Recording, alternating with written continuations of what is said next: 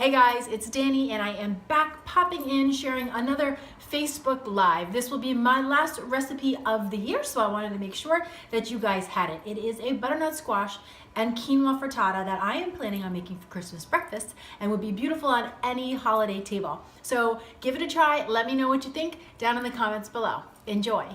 And we're live. Hey guys, it's Danny coming at you from a clean and delicious kitchen right before the holidays, and I wanted to share with you one of my favorite breakfast brunch recipes. Personally, whenever we do brunch for the holidays, I like to do frittatas. So today I am sharing with you a very holiday frittata.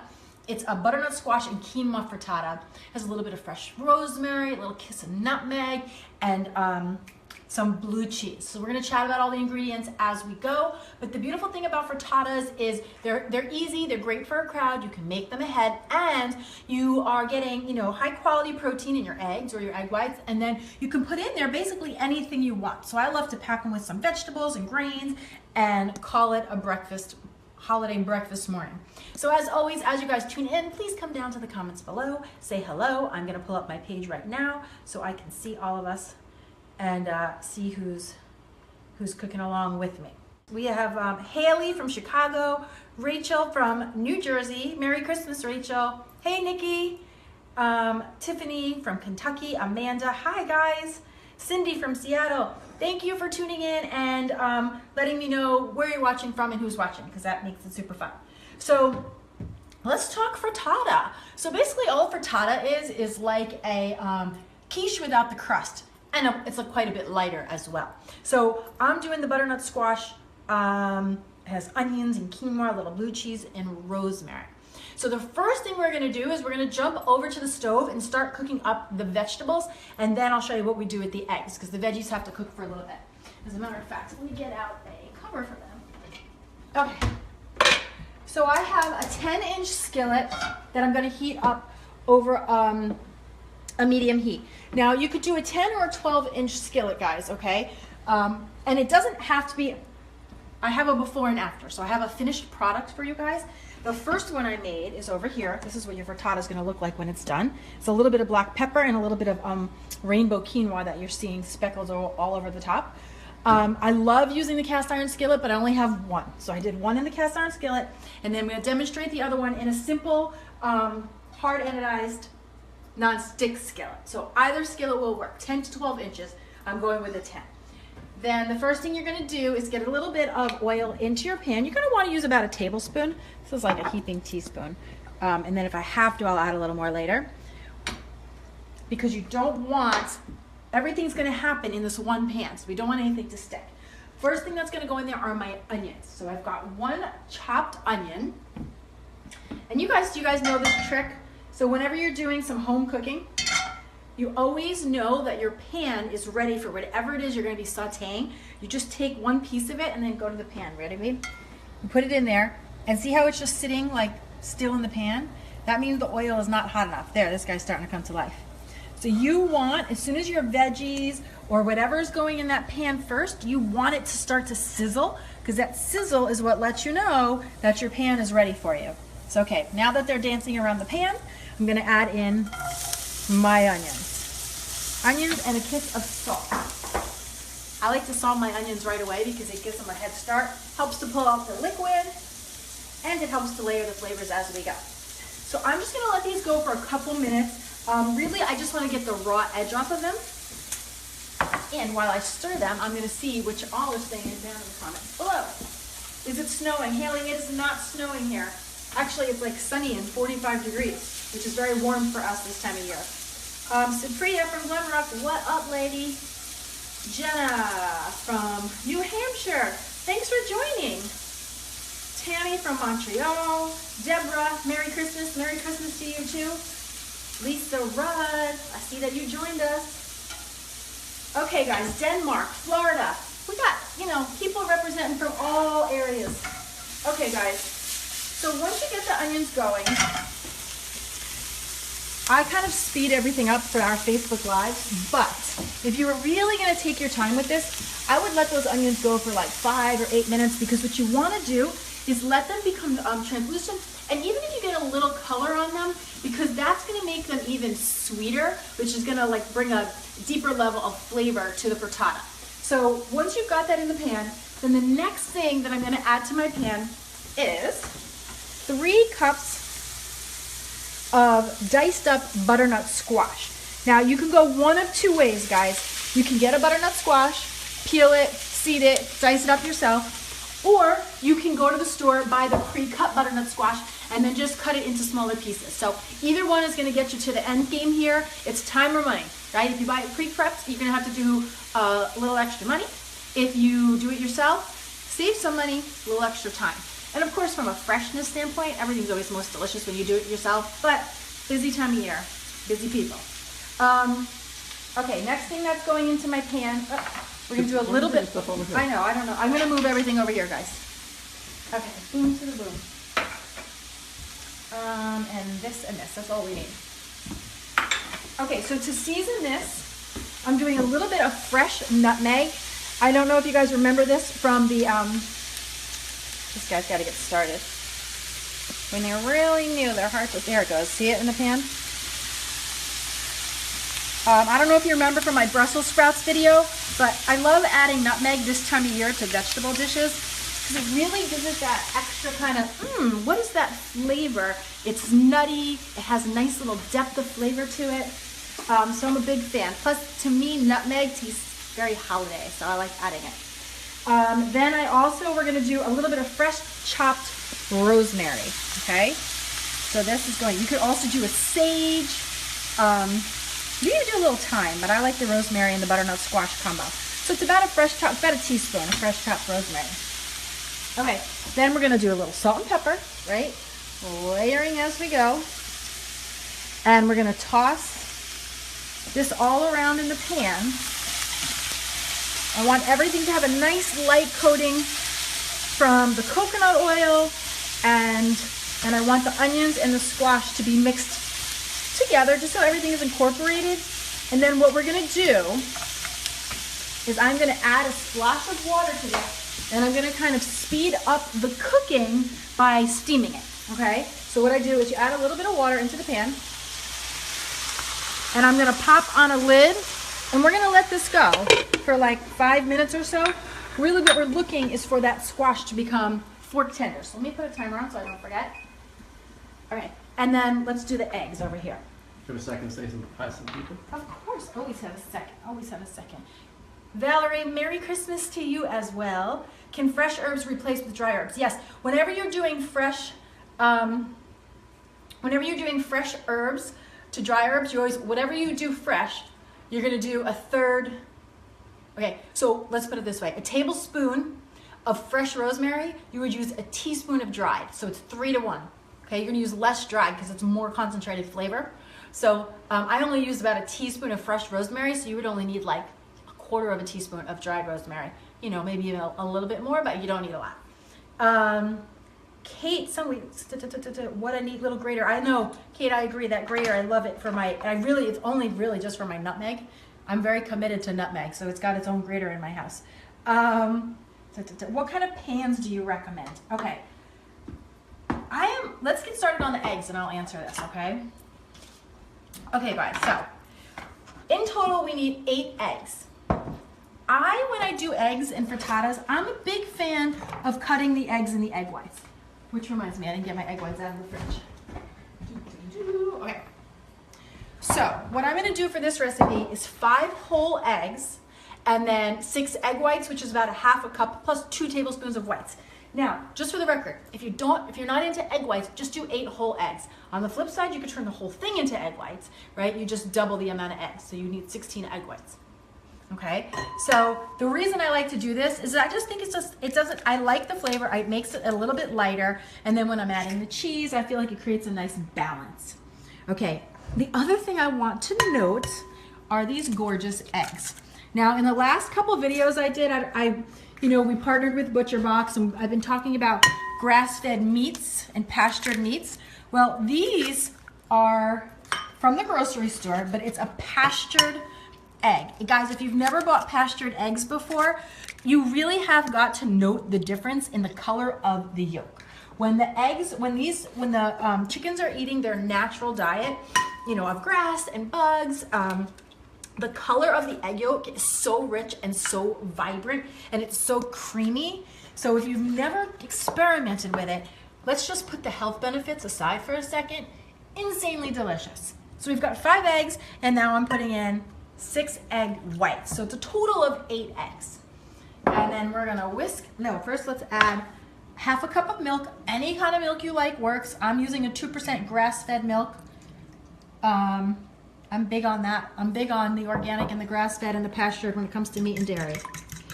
And whisk that all together. Kate Doyle joined. Hello, Kate Doyle. Thanks for joining in. Okay, so in this pan, we've got our eggs, our egg whites, and my milk. And I'm gonna also season this with some salt and pepper because you really wanna season the layers as you go. So let's go back to the pans for 1 second. Okay, I've recently become obsessed with cast iron skillets. I'm sure I'll be talking about them more in 2017. I only have one. It's the Lodge brand from Target. It's like a $20 pan, and I've been obsessed with it. I made my first frittata in it, which I'll show you guys. But since I didn't have 2, the second one I'm using a regular pan. So that's a brand that I like. They do the hard anodized. They're called Green Pan. And then I also like the Cuisinart pans. So I have those as well. So I really, in 2017, I'm gonna put together like a top 10 kitchen tool list for you guys because I know a lot of people want it narrowed down, and I definitely have my favorites. So I need to sit down and really think about that. Okay, so we have our eggs in the pan.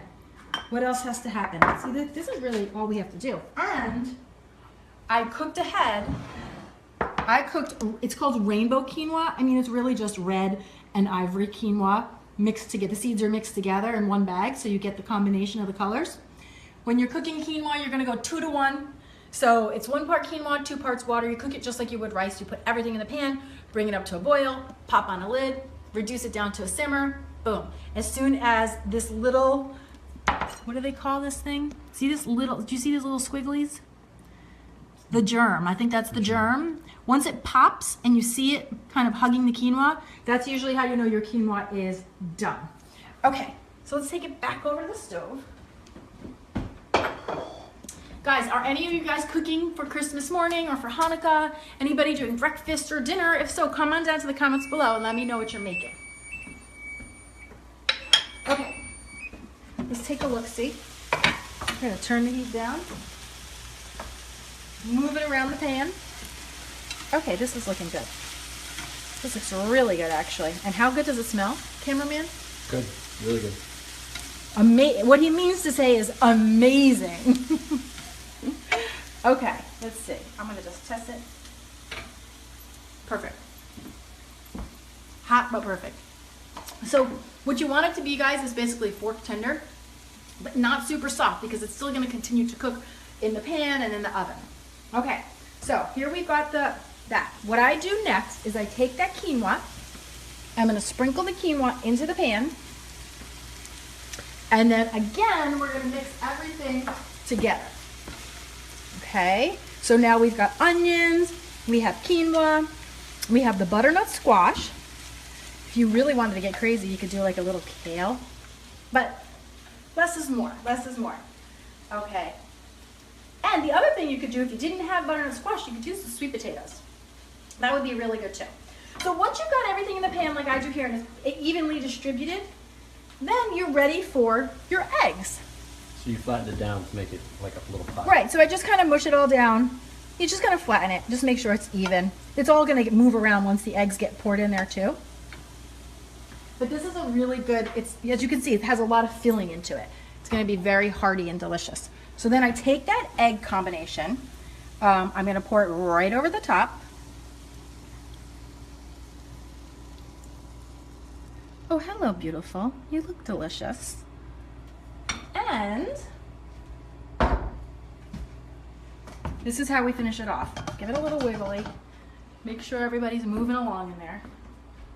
Let the eggs get in there. I can see that I just want them to sink in a little. There we go. It's already cooking a little bit, huh? Yeah, and so you'll see the edges start to cook. That's just because the pan is hot. That's totally fine.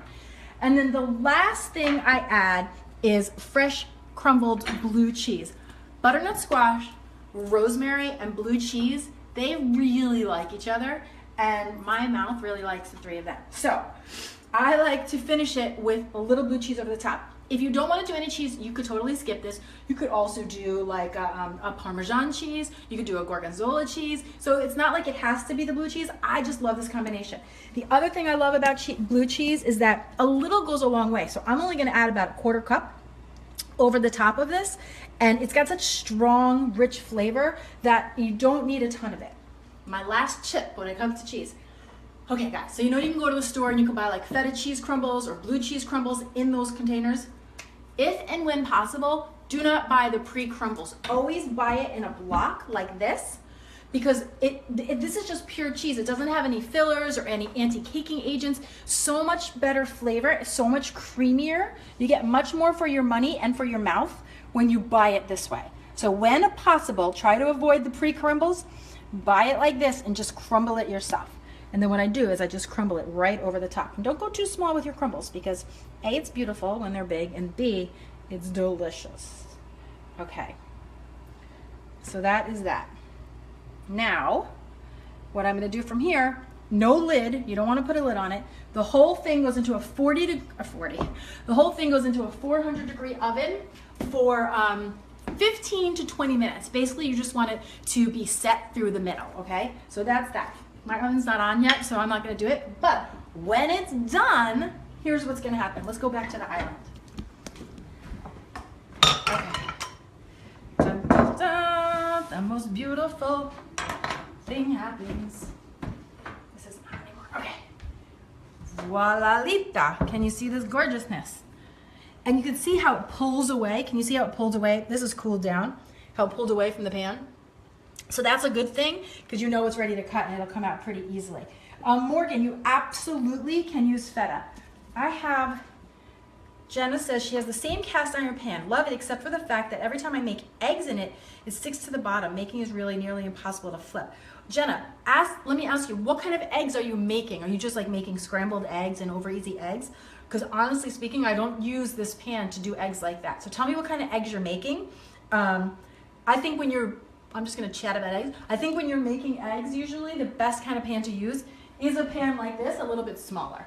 Because those are the kind of pans that the eggs aren't gonna stick to. And I don't care what your pan says about being non-stick, when making eggs, you will always need a little bit of extra fat. So maybe that's another thing. You have to add something, no matter what the pan says. I don't care what the box says. I don't care what the instructions say. You need a little bit of fat. She's actually flipping it in the cast iron. He's strong, Jenna. What was she just flipping it? Over easy. My mouth, okay, yeah. Yeah, I think that's the thing. It's over easy in a cast iron skillet. Are you putting, you gotta butter it up. That's the thing, you need oil. So, okay, let's cut this and take a look at it. And maybe test it before the holidays. Okay, guys. All right, let's cut into this. I like to cut it like you're doing a pie. Go all the way across. I feel like this makes even pieces. So you kind of make your quadrants, and then you go across again. So you can get 8 to 6 pieces out of this, depending on how big of a slice you would like to enjoy for yourself. If it's a part of a brunch, I find like you could really get 8, because usually there's a lot of other things going on at the table. Okay, so look at how yummy this looks. Okay, so you've got the butternut squash, the feta, not the feta, the blue cheese, the quinoa. If you wanted, you could do a little bit of garlic in there. But this is my personal favorite kind of brunch breakfast. Okay, let's give it a, I know, do the TV bite. Here we go. I just can't resist.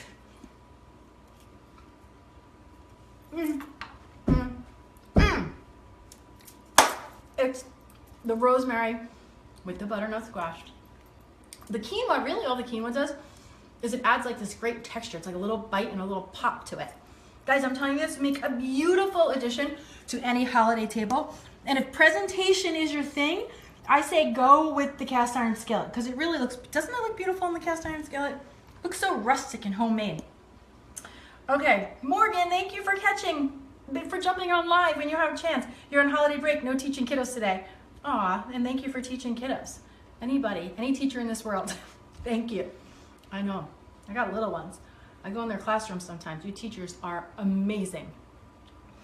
Okay, guys, so this is what I have got for you today. I really encourage you, if you're looking for a brunch recipe, give this one a try. It would be a beautiful addition to any holiday table.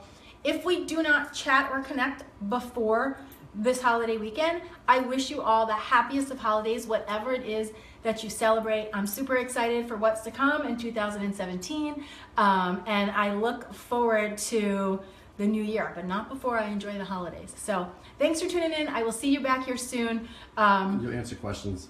Oh yeah, I can answer. Are there questions coming in? Please show us how to make some healthy chocolate cookies. Oh my God. All right, let me just answer these two questions. Poonam, I recently put up the chocolate peppermint cookies with white chocolate chips, but if you use that, take that base recipe, take out the white chips, take out the peppermint, add in chocolate chips, you will have yourself the most delicious double chocolate cookie that happens to be free of refined sugars and white flour as well. Sagi, can you do a healthy donut recipe or video for Hanukkah? It's so funny that you asked that because my daughter, I just bought a donut pan. My daughter wants to make donuts for tomorrow for us for Christmas Eve. So we are going to be venturing into donuts, but I'm curious, for Hanukkah, are there any ingredients that you need to be eliminated or added? Curious, put it in the descriptions below. Valerie's going to make this for Christmas. Awesome, enjoy it. Hi, Diana, Erica, Joy, Merry Christmas. Sorry for your recipes, please, please, please. Okay, guys, I promise I'm reading, I'm listening, and I'm gonna do my best to get to all of it in 2017. Have yourselves a beautiful holiday, happy and healthy, and I'll see you back here soon. Cheers, guys.